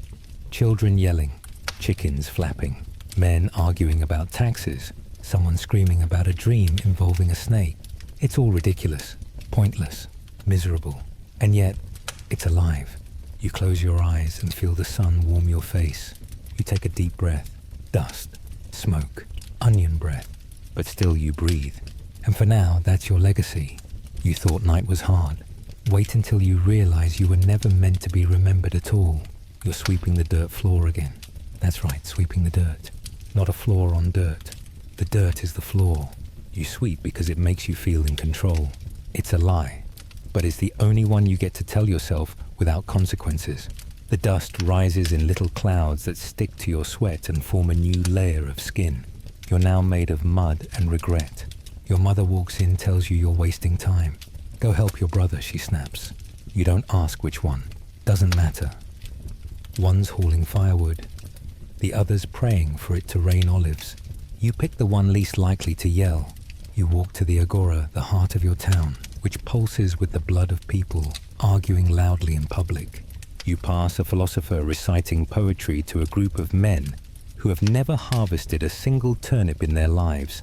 They nod thoughtfully, as if they're contemplating truth itself. One of them farts. Nobody flinches. Welcome to the academy. You spot your brother arguing with a man near the scales. Something about grain. The man gestures to a small pile and insists it's a full measure. Your brother laughs like a man who's seen actual food. The magistrate arrives and weighs it himself. Surprised it's short. The seller is fined 1 obol, which he pays with a smile because the scam profits outweigh the penalties. Justice here is measured in coin and convenience. You keep walking. A new statue has been unveiled in the plaza, some war hero with a jaw like a marble cliff, and abs sculpted by divine lighting. You stare at it. You've heard of him. Fought in a campaign 3 cities away. Killed 17 men. You did the math. That's 17 more than the number of meals you've had this week. He's dead now, of course. Not in battle. He tripped on a shell in a bathhouse and broke his neck. The irony is chiseled into history. His name preserved forever. You meanwhile stubbed your toe yesterday and no one even looked up. You try to remember when you last felt proud. Maybe when you caught a rat in the food store and your uncle didn't yell. Or when your sister gave you her fig because you looked pale. Small victories. Quiet ones. The kind no statue ever mentions. Nearby, a group of rich boys practice their oration. They take turns yelling at each other about honor and the role of citizens. You pause to listen. One says that even the poor have dignity. You choke on your spit. He looks at you like you're part of the scenery. You are. You don't even blink. You return home to find your father talking about politics. Again, he doesn't vote, but he talks like he does. He says, Athens is corrupt. Sparta is dangerous. Thebes is delusional. and that if he were in charge, things would be different. You nod. Not because you agree, because disagreeing gets you assigned to dung-burning duty. In the corner, your grandmother sharpens a spindle. She doesn't speak much, doesn't need to. Her silence carries weight. She's buried 2 husbands, 4 children, and 1 wild dog that tried to bite her. She's the strongest person you know. She's also invisible to everyone else. That's how it works here. If you're not loud, rich, or terrifying, you vanish. Evening arrives with its usual lack of ceremony. The sky turns gold, then red, then ash grey. You help gather the goats. One's missing. Your brother shrugs. It'll come back, he says. It doesn't. It never does. You sit around the hearth chewing the same boiled greens from yesterday now. Mushier, now sadder. Your father tells a story about when he met a famous general. No one believes him, but no one interrupts. Interrupting is impolite even when the lie smells like wet sandals. Your sister speaks up. She says she wants to learn to read. Everyone laughs. Not cruelly, just automatically. Reading is for scribes and men, and those with enough free time not to starve. She doesn't argue. She just looks down and stirs her soup. You go to bed thinking about her, thinking about what she could have been in another world. A priestess, a healer, someone who gets remembered. Instead, she'll be a name passed down only in chores and curse words. Like you, your body aches in new specific ways. Your hands are swollen, your shoulder twitches. You roll onto your side and whisper your own name, just to hear it spoken once today. It sounds strange, small, like it doesn't belong to anyone important. You close your eyes and listen to the house breathe. You wonder what tomorrow will ask from you. You already know the answer. Everything. You thought the system was broken. Wait until you realize it was designed exactly this way. The sun sinks like a tired promise. The sky goes from golden to bruised, then settles into the kind of black that doesn't just hide things, it swallows them. You're still sitting by the fire poking at the coals like they insulted your family. The last scraps of dinner are gone, not eaten, absorbed, disappeared, like hope. Your body hums, not with energy, but with that low vibrating ache that comes from living too hard and eating too little. You stretch your arms. Every joint pops like old rope. Your knees crack. Your back protests. You ignore all of it. You're getting good at ignoring your body. That's how you survive in a place that doesn't believe in comfort. Someone outside screams. You freeze. Your family freezes. Then the silence comes back like a curtain dropping. You don't check what it was. No one does. If it's something bad, the gods will handle it. Or not. Either way, not your problem. Your cousin lights a lamp. The flame dances just enough to make the shadows look alive. You stare at them and feel your heartbeat in places you didn't know had pulses. The old woman who lives 2 houses down once said the shadows remember your sins. She also eats insects and talks to trees, but still, you avoid eye contact with the wall. Your brother mentions a ghost. Everyone groans. It's the 3rd one this week. This one, apparently, is the spirit of a boy who died choking on uncooked lentils. Now he wanders the village coughing and demanding seasoning. You laugh. No one else does. Your mother tells you to stop inviting misfortune. You nod and mutter an apology to the ceiling. The conversation dies. Everyone settles into silence, the kind that fills your ears until even your own breath sounds rude. You lie down in your corner, pulling the blanket up to your chin. You're sweating, but it's cold. You don't question that anymore. You just accept that your body runs on ancient math and divine penalties. You close your eyes. It doesn't help. In the dark, your thoughts get louder. You start to wonder what happens when you die. Not the poetic version. Not Elysium or being reborn as an olive tree. You mean your death. You, the nameless lice-covered background extra in a forgotten chapter of someone else's history. Will the gods notice? Will they care? Or will your soul just drift away unclaimed like a bad debt? You think of all the names you've heard carved into stone. Men who killed. Men who conquered. Men who said things in the agora loud enough to be repeated. No one carved the names of the people who built their walls. No one carved the names of the ones who bled in their fields. You know this. You are this. You whisper your name again. Just once. It disappears into the straw, like a secret too scared to stay alive. You hear your sister crying softly. You pretend not to notice. She'll stop eventually. Everyone always stops. Not because they're comforted, because they're exhausted. The air smells like wood smoke, wool and breath. It's familiar. It's unbearable. You drift into a sleep that doesn't deserve the name. Just a series of shallow dreams that feel like second-hand memories. You're walking. You're falling.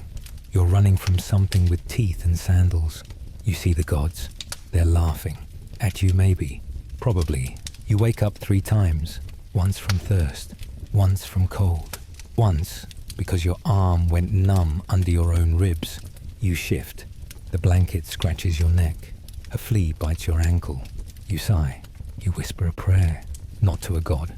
Not to a spirit. To yourself. Just one more day. Not a good one. Not a kind one. Just one more. You thought being forgotten was the worst thing. Wait until you remember you were never known in the first place. You wake up already anxious. You're not sure why. Nothing bad has happened yet today, but you've lived long enough to know that's the setup, not the relief. You sit up and wait for something to hurt. Your neck obliges. You try to stretch. Your back cracks like old pottery. A great start. You stagger outside and glance at the sky. Clear. Too clear. Not in the what a beautiful day way, in that the sun is going to roast your eyeballs out of your skull. Way. The light hits your skin like a scolding. You blink at it like a child caught lying. Someone's goat is already screaming. A cart's wheel has collapsed in the street. The baker is yelling about theft. A dog is chewing on something that might have once been food. Or a sandal. You squint. It's both. You fetch water from the well. Again. Always again. The bucket squeals on the rope like it's begging for retirement. Your fingers slip. You nearly drop it. A woman behind you mutters something about curses. You pretend you didn't hear. She spits anyway. Not near you. On you. You nod politely. Fear tastes like humility. Back home, there's a commotion. Your aunt is having a fit. Not an emotional one, a real one. Her limbs are shaking. Her eyes rolled back like bad dice. You've seen this before. It happened to your cousin last year. He survived. But now he only speaks in riddles and walks in circles. Your grandmother begins chanting. Your uncle starts yelling. Your sister hides. You just stand there. You've learned to freeze when life cracks open like this. You're not useful. You're just present. Eventually, they calm her down with a mixture of wet cloth and old prayers. You don't ask what god they invoked. You just hope it worked. You also hope you don't catch whatever this is. Hope is a habit now. A painful, necessary one. You're sent to the temple to ask the gods for favor. You know what that means. Bring something. Burn it. Beg. Repeat. You walk through the heat, feet blistered. The offering a wilted onion clutched in your hand like it's sacred. Maybe it is. It's the best thing you had. At the temple you kneel. You lay the onion on the altar. You mutter your request. Please don't let her die. You don't know which god to ask. So you aim it into the void. Someone will hear it. Or won't. Either way it's said. You pass the local oracle on your way back. She grabs your wrist. Says, you carry too many shadows. You don't know what that means. She lets you go. You walk faster. Because maybe you do. That afternoon, a traveler arrives. Covered in dust. Cloak torn. Eyes wild. He talks about raiders in the hills. Says they're coming. Says he saw fire. Everyone gathers to listen. Some believe. Some scoff. You stand in the back and think, would it be worse than this? Probably not. The elder says it's a test from the gods. The priest says it's a punishment. Your father says it's nonsense. You say nothing. You're too tired to have an opinion. You help patch a hole in the wall with mud. You sharpen sticks. Not weapons. Tools. There's no defense here. Only delay. Night creeps in early. The wind is wrong. Cold and wet like it's been soaking in bones. You light the fire with trembling fingers. You jump at every sound. You pray without direction. You stare at the door. You listen.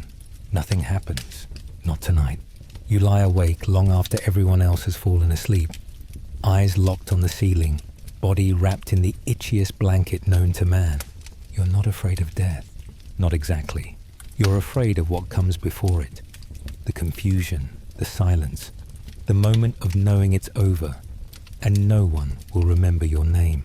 You fall asleep with your hands clenched, one gripping a rock, the other curled like it's still holding the onion you gave away. You thought fear was something you could fight. Wait until it decides to move in and never leave. You wake up to silence, not the peaceful kind. The heavy, swollen silence that means something has happened or is about to. You sit up slowly. The fire's out. No one's talking. No one's moving. Your father is standing in the doorway, eyes narrow face like carved marble. That's not good. That's never good. Your cousin is missing. The one with the knife. The one who's always sharpening, always watching, always just on the edge of a decision he hasn't made yet. He left during the night, apparently. Took a coin purse and 2 fig cakes that didn't belong to him. Left a smear of blood on the doorframe. Could have been an accident. Probably wasn't. No one says the word betrayal, but it hangs in the air like sour wine. Your uncle paces like a trapped animal. Your aunt mumbles curses. Your grandmother spits on the hearth, which is usually reserved for warding off demons. Your father says nothing. That's how you know he's angrier than everyone combined. You step outside. The village is quiet. People know. They always know. The rumor moves faster than disease. You pass 2 women whispering. They stop when they see you. One gives you that look, the one that says you're from that family. Your sister is crying. Again. This time you don't look away. You sit beside her. She says she liked your cousin. Not in that way maybe, but he talked to her, treated her like she had thoughts, which around here is basically a marriage proposal. She says he was planning to leave, take her with him, start over. You ask why she didn't go. She looks at you and her face says everything. She knew it was a lie, but when lies are the only thing that feel like a future, you hold them tightly, even if they cut. You say nothing. You're getting very good at that. Later, your father announces that no one will speak his name again. Your cousin is dead to him. Dead to all of you. The others nod. You nod. But in your chest, something curls in protest. He was flawed. He was dangerous. But he was also the only one who ever told you to fight back. You remember that. That afternoon, your mother finds your sister's necklace broken, buried under the sleeping mat. It was a gift from your cousin. She asks where it came from. Your sister lies. You confirm it. You lie too. That's family. You're sent to help your uncle in the fields. He doesn't speak to you. Just points. You cut barley until your hands go numb. You bleed. You keep going. The sun stares down at you like it's trying to burn away your memories. It doesn't work. That night, someone knocks on your door. You all freeze. Knocking doesn't happen. Not here. No one has that kind of courtesy. Your father opens it, slow, careful. It's a traveler, or someone pretending to be one. He asks for food, shelter, protection. He looks like your cousin, sounds like your cousin, but it's not him. Still you hesitate. Just a second. You want to say yes? You want to offer water, a blanket, the space by the fire. But your father slams the door before you can speak. The man leaves. You never see him again. You sit up for hours after, replaying it, wondering if it was him, if he came back for a moment of mercy, if he still believed there was a place for him here, if he was ever real at all. Your sister speaks in the dark. She says she doesn't feel safe anymore. You tell her no one does. She says she misses the world she imagined, the one with fig trees and soft beds and people who mean what they say. You tell her you miss it too, even though you've never seen it. You reach out. You hold her hand. It's small, cold, real. Trust in ancient Greece is dangerous. It's fragile. It's expensive. It's a gift that can be stolen. You don't have much. But tonight, in this quiet moment between disasters, you give it anyway. You thought you were afraid of ghosts. Wait until the people you love become strangers. You wake up to rain. Not the hopeful kind. Not the clean, refreshing let's dance in Itcanum. No, this is the type that seeps into the cracks of your walls, creeps up your spine and soaks the last dry inch of your wool blanket. The kind of rain that smells like wet straw and smoke and rot. Your home is shivering. So are you. Your sister is already awake, silently patching a hole in the roof with her shawl. It's not working. She knows it. You know it. But the gesture means something. Like everything else here, it's survival through pretending. Pretending that cloth stops rain, that soup counts as dinner, that tomorrow is worth getting to. You step outside into the drizzle. Your tunic clings to you like guilt. The dirt path is now a mud trench. You pass the neighbor's house, the one with the goat that tried to bite a priest. It collapsed overnight. The house, not the goat. The goat is fine, still glaring, still judgmental, but the home gone. Everyone's pretending it was just time. A funeral's happening in the upper village. You weren't invited. You weren't supposed to be, but you stand far enough away that you can pretend you're not watching while watching. The man died in his sleep. Lucky, that's what everyone says. A good death. As if dying quietly in the cold, with a belly full of barley water, is some kind of reward. They chant. They burn herbs. They shout his name into the air, like they're daring the gods to forget him. You wonder what it would feel like to know that someone someday would shout your name, out loud, not in anger, not as a warning, but as remembrance. You feel something tighten in your chest. You cough, just once, but it's deep, wet, sharp. You wipe your mouth and check your hand. No blood, not yet, just rainwater and worry. You return home. There's barely any firewood left. The house smells like damp wool and hopelessness. Your father's asleep in the corner. Your mother is humming something tuneless, something old. Your sister is staring into the flame like she's trying to convince it to stay alive out of pity. You sit. You eat. Today's meal is more soup, thinner than usual. There's something floating in it. You pretend not to see it. Could be a root, could be something else. Either way, you chew it with the careful determination of someone who's already lost the will to gag. Afterward, your family talks, not in sentences, in fragments, mumbles, shrugs. The way people talk when words have become too expensive to spend. Your uncle mentions a famine in the next village, says people are eating leather. You think about your sandal, then shake the thought away. That night, the wind howls through the cracks in the walls. It sounds like voices. You know it's just air. But part of you, the part that still clutches at myths, like a child clutches blankets, wonders. Maybe the dead really do walk at night. Maybe they're just looking for their names. Maybe they're jealous of the living, even when the living are lice-bitten and starving. You lie down, eyes wide, heart slow. You think about your cousin, still gone. Your sister, still scared. Your mother, still humming. You feel smaller than ever, smaller than a name, smaller than a prayer. You press your hand to your chest. Your heartbeat answers, still there, still going, but slower, as if your body is asking you politely to stop. You close your eyes, just for a second, just long enough to float between now and not now, long enough to remember how it felt once to believe in things, in love, in legacy, in safety. You think you hear your name. You open your eyes. It was just the wind. You thought loneliness was silence. Wait until silence starts to feel like a friend. You wake up because your bones don't know how to be still anymore. You didn't sleep, not in the restful sense. You just blacked out with your eyes closed and hoped the sun would forget to rise. It didn't. Of course it didn't. It never does. You sit up and immediately regret it. Your head spins. Your knees won't bend. Your mouth feels like you've been chewing cloth soaked in vinegar. You touch your lips. They're cracked, bleeding. You suck on them like it's a snack. Your sister is asleep, curled up near the fire. It's gone out again. The room is still. No coughing. No arguing. Not yet. You wonder if that silence means everyone finally got peace, or if they're just too weak to make noise anymore. You shuffle outside. The sky is heavy with clouds, not the dramatic kind. The dull grey blanket that sits on the world like a tired god's sigh. You step onto the cold mud. You walk toward the well. Your body moves like it forgot how halfway through.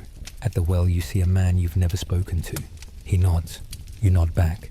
That's enough. Neither of you has energy for language. He draws his water. You wait. When he leaves, you approach and do the same. The bucket feels heavier than usual. Your arms shake. You manage 2 gulps before dropping the rest into the dust. You walk slowly back to the house, stopping twice to lean on a wall, once to vomit. There's nothing to bring up, so it's just sound. It echoes. You hate it. Back home, your mother is awake. She's sitting upright, blinking like someone trying to remember where they are. She asks what day it is. You say nothing. She doesn't ask again. At midday, Someone in the village dies. You don't know who. You hear the wailing. You don't go. No one expects you to. The grieving is loud, theatrical, desperate. You understand? Mourning here isn't about honoring the dead. It's about convincing the gods you didn't want this. You sit on the edge of the house, gnawing on a dried olive pit. There's no flesh left, just bitterness. You chew it anyway. You've stopped distinguishing between food and punishment. A boy walks by, maybe 10 years old. His tunic is too big. His eyes are too old. He looks at you like you're already a memory. You look away first. In the afternoon, the clouds break just enough to let a strip of sunlight through. It hits the shrine in the corner of the courtyard. The statue of Athena looks cleaner than usual. You wonder if she did that herself. You laugh. It's a weird sound. Dry and cracked and barely human. Your sister sits beside you. She doesn't say anything, just leans on your shoulder. Her bones feel sharper than they used to. You both watch the sun move. You pretend it matters. Later, your father tells a story. It's old. You've heard it before. A man journeys into the underworld to save someone he loves. He fails. Everyone dies.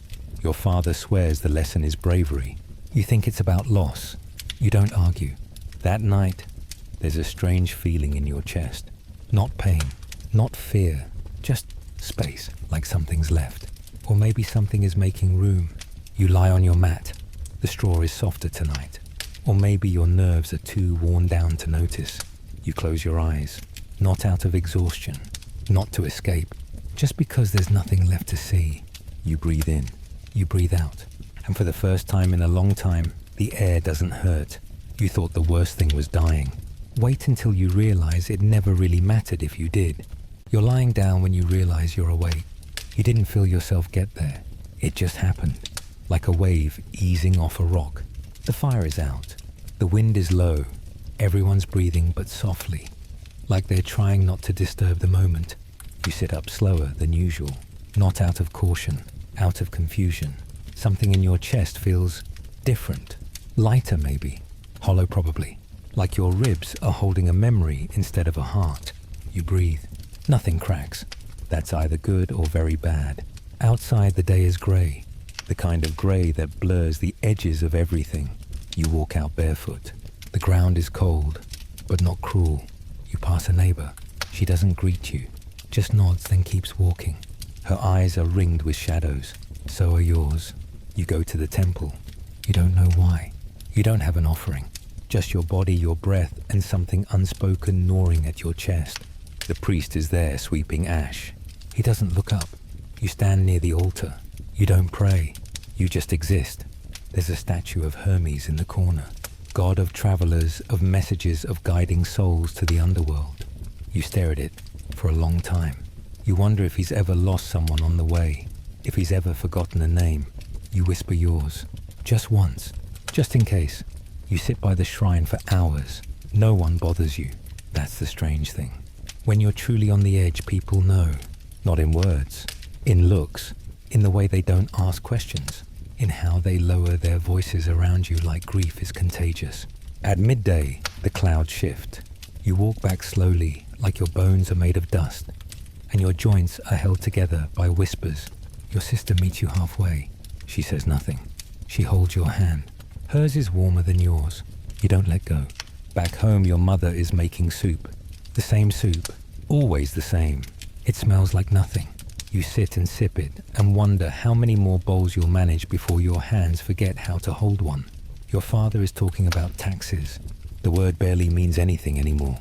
He sounds tired, but he doesn't stop.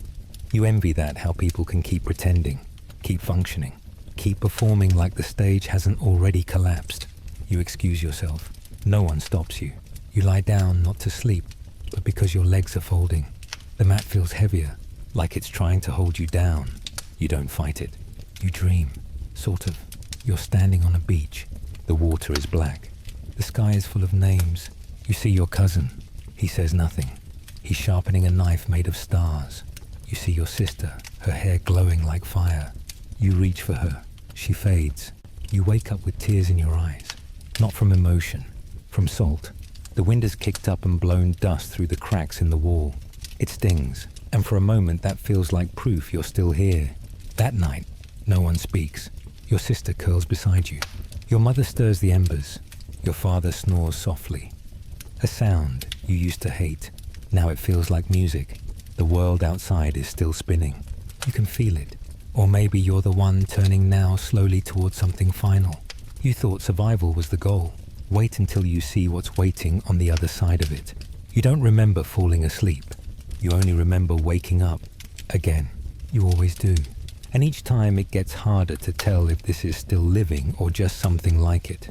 You lie there, eyes open, listening to the creak of the roof beams, the soft breath of your sister beside you, the faint scrape of your mother stirring ashes in a hearth that hasn't seen real flame in 2 days. No one speaks this morning. Not because there's nothing to say, but because there's nothing left worth breaking the silence for. You sit up slowly. Your muscles argue, but quietly now. They know you don't have the strength to fight back. Outside the village is still, a stillness that isn't peace, just fatigue. The kind that settles into the bones of a place and stays there long after the people are gone. You walk the edge of the path, not heading anywhere, just staying upright. That's all you can manage now. Upright, breathing, present. You pass the broken amphora someone tried to repair with pitch and prayer. It's cracked again. Nothing holds. Not pottery. Not promises. Not people. You nod at it like an old friend. By midday, your vision is fuzzy. You sit down in the dirt. You watch ants. You envy them. They have direction, community, purpose. You have soup. Sometimes the sun moves. You do not. Someone passes and asks if you're okay. You nod. They don't stop. That's how it works here. We ask. We nod. We leave. If you fall, maybe someone helps. Maybe not. Eventually your sister finds you. She helps you home. You weigh less now. She doesn't say it, but you can feel it in how easily she guides your arm over her shoulder.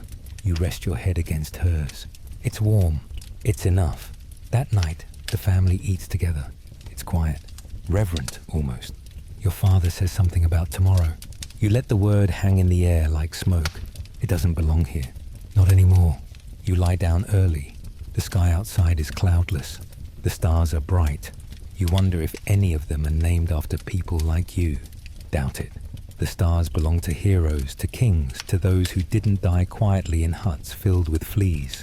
You close your eyes and wait. For a dream. For sleep. For nothing. But something comes. A thought. Gentle, steady, unwelcome, but patient. You made it. Not in the storybook sense. Not in the way that earns statues or myths. But in the only way that's ever mattered here. You lived. Through all of it. You were never meant to be remembered. But for a moment, you were here. And in this village, in this dusk-lit, God's-forsaken corner of the world, that is more than most can claim. You thought this story was about starvation. No, it was about you. And the strange, brutal, beautiful fact that you're still breathing. Hey, you made it to the end. Close your eyes now. You've had a long, long day. Tomorrow will be kinder. And if it isn't, you'll survive it anyway. Good night. You're safe. Sleep well.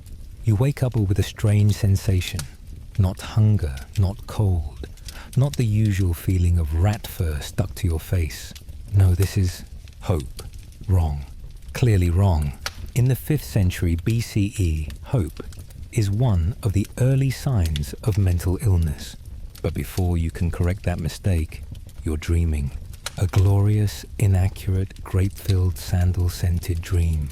In the dream, you're a wealthy Athenian. Your beard is oiled with imported olive gloss. You have a private bath, a mattress made from real wool and not a single louse, unless you're keeping them as pets. You eat properly, aged goat cheese and drink undiluted wine. A crime in real life, but your rich laws are suggestions. Servants call you Sir Philosophers, invite you for dinner, to debate the nature of nothingness. You're about to answer with something profound like, nothingness is when you make porridge and forget the grain.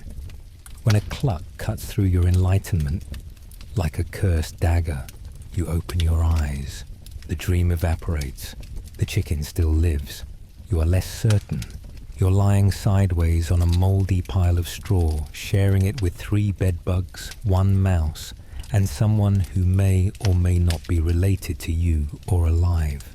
Your mouth is dry like Stoic philosophy.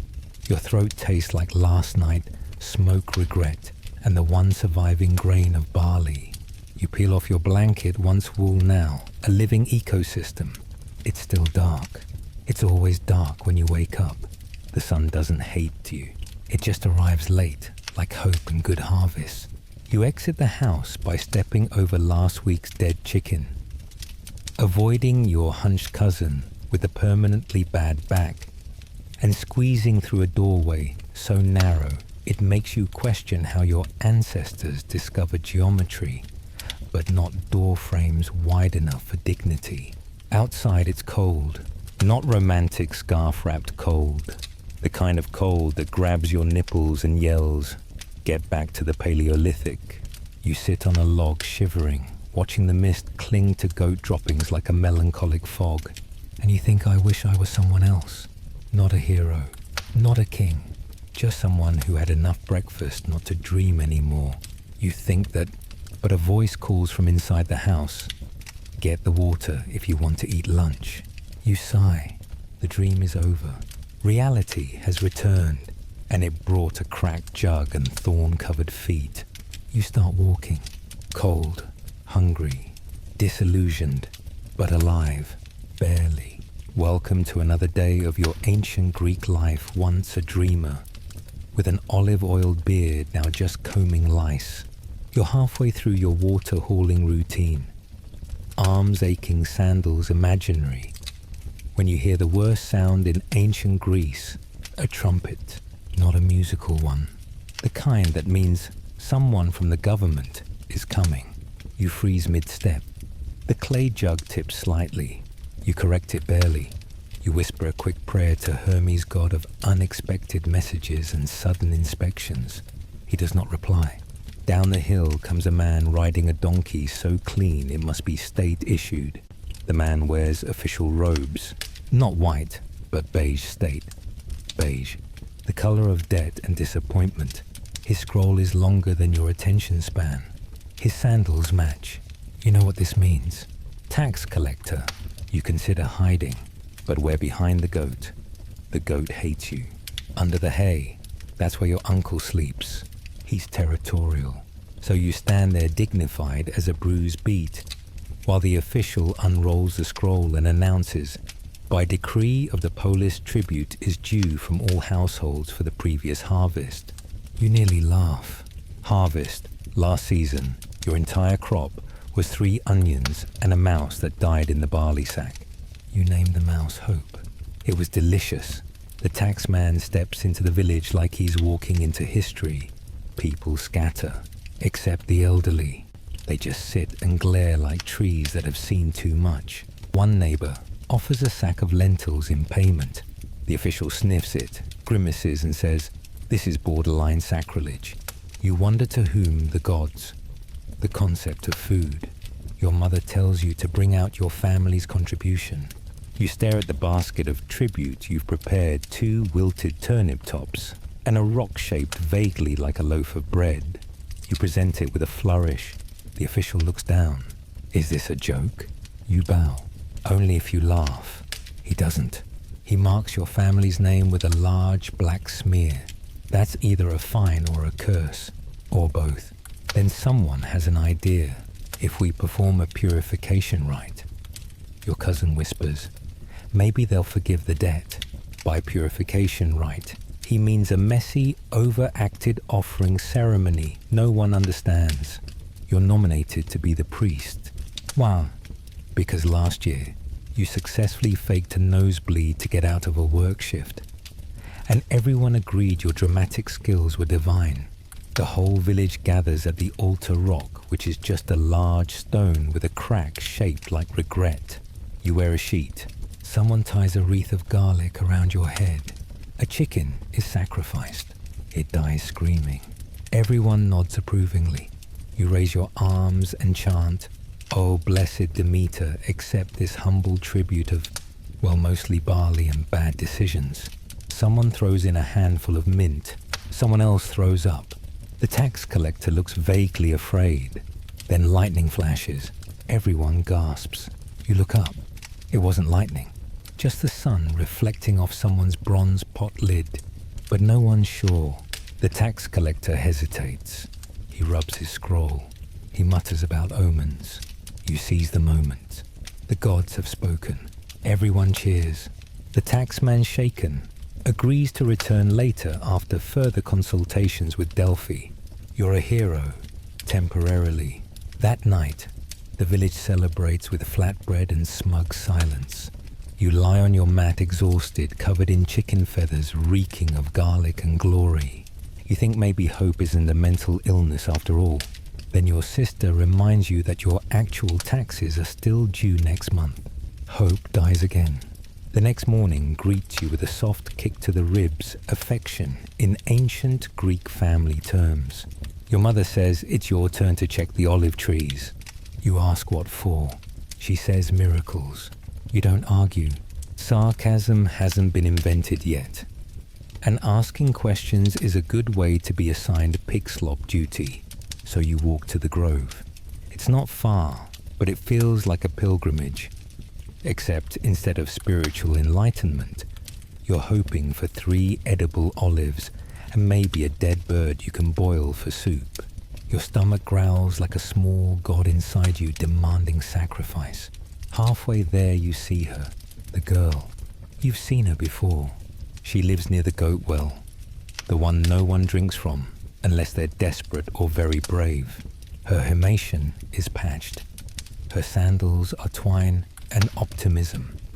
But her eyes look like they still believe in things. You hate that about her. You love that about her. She's kneeling under an olive tree collecting leaves like they might be food.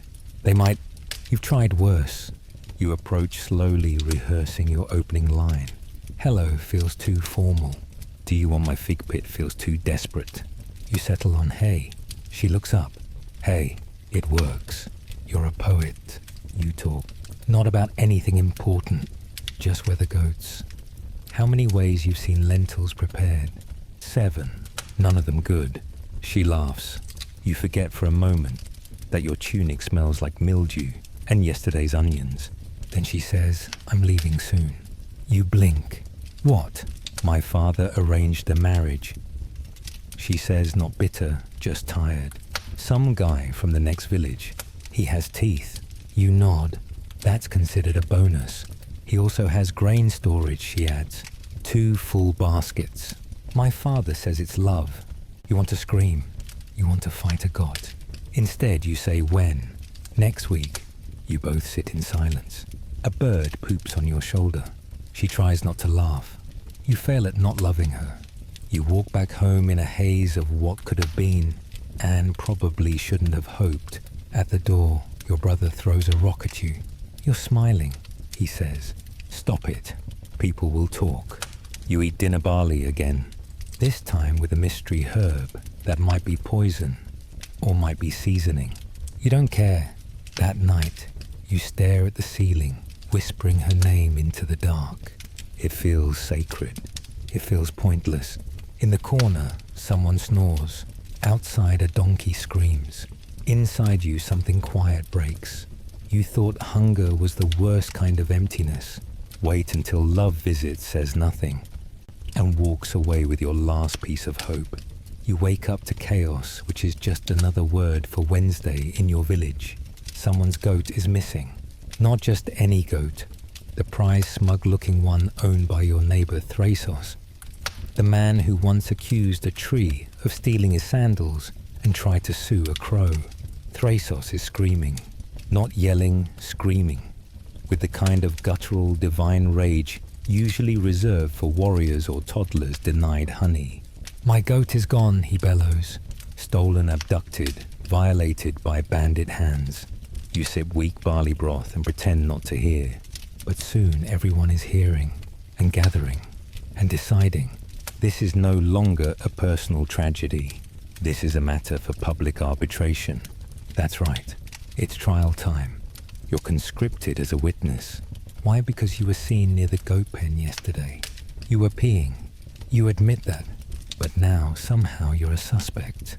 The trial is held in the agora under the sacred olive tree that may or may not be cursed. The village magistrate shows up. His robe is stained with what looks like old lentils.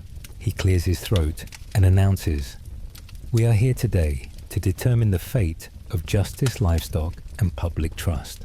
You shift uncomfortably. Justice isn't wearing sandals today. The accuser, Thrasos, presents his case.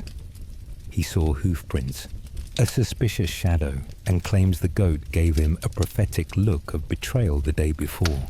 The accused is a man named Sinos, known for smelling like wet rope, and once trying to trade his own shadow for bread. He denies everything, claims he saw the goat walking itself out of the pen seeking freedom. He says the goat is now one with the gods. The magistrate strokes his beard, which is mostly crumbs. He looks to you. Do you see? You panic. You are peeing. You say, "I saw the wind moving." He nods like you've said something wise. The trial continues. Arguments fly. Voices rise. Someone brings in a half-eaten fig as evidence. Another person accuses the village priest of turning the goat into a stew for Apollo. The priest denies it, mouth full. Eventually, the magistrate makes his ruling. No one is guilty because everyone is guilty, but someone must pay. They choose you. Why? Because you look guilty. Because you're poor. Because you hesitated when asked what the goat's name was. You said probably Nicandros. It was Nikos. Your punishment, 1 sack of barley and 3 days of latrine duty. You protest. The magistrate says justice is a heavy burden, then trips on his robe and falls into a basket of onions. That night, you drag your feet through goat dung and dreams deferred. You mutter to yourself, "I didn't steal the goat. The stars do not care. Neither does anyone else." But in the distance, you hear a faint, "Bah!" Justice might be blind, but the goat definitely escaped. Too bad you can't. You spend your morning digging a shallow hole behind the goat pen. Not to bury anything sacred, just to hide from your family. Your uncle is ranting again about how dreams are dangerous. Your sister is crying about her upcoming marriage to a man with more scabs than sentences. And your cousin has started sharpening sticks for reasons. You need space, even if it's underground. You have a piece of charcoal, a broken shard of amphora. You begin to write. Not poetry, not a hymn, just your story. You etch out what you remember.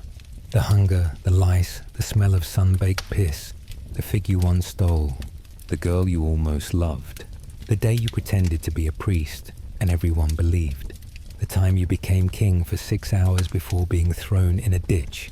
You write it not because you think anyone will read it. You write it because something inside you wants to say, "I was here." It takes you all morning.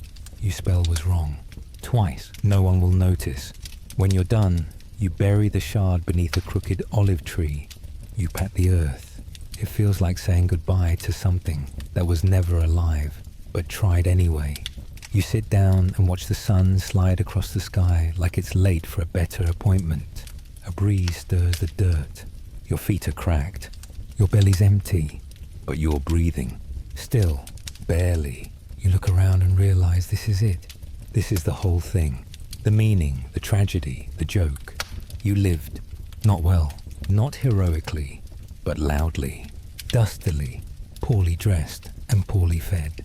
And maybe, just maybe, someone someday will dig up that shard and say, "Whoever wrote this had bad grammar and worse luck." You'd be fine with that, because that's still more than most. So here we are, traveller. You made it through another night of rotting figs, unfair taxes, unjust justice, misplaced goats, lost love and sacred diseases. You've laughed. You've cried. You've questioned your life choices, especially the one that brought you here. Now it's time to sleep. Pull your lice blanket up tight. Curl into your favorite patch of itchy straw. Try not to think about the fleas or the rats or the gods whispering in languages made of thunder and irony. You're not a hero. You're not a philosopher. You're just... you... And in a world where everything tries to forget you existed, that's enough. Sleep tight, peasant. Dream of bread. And may the gods forget your name just for tonight. Good night.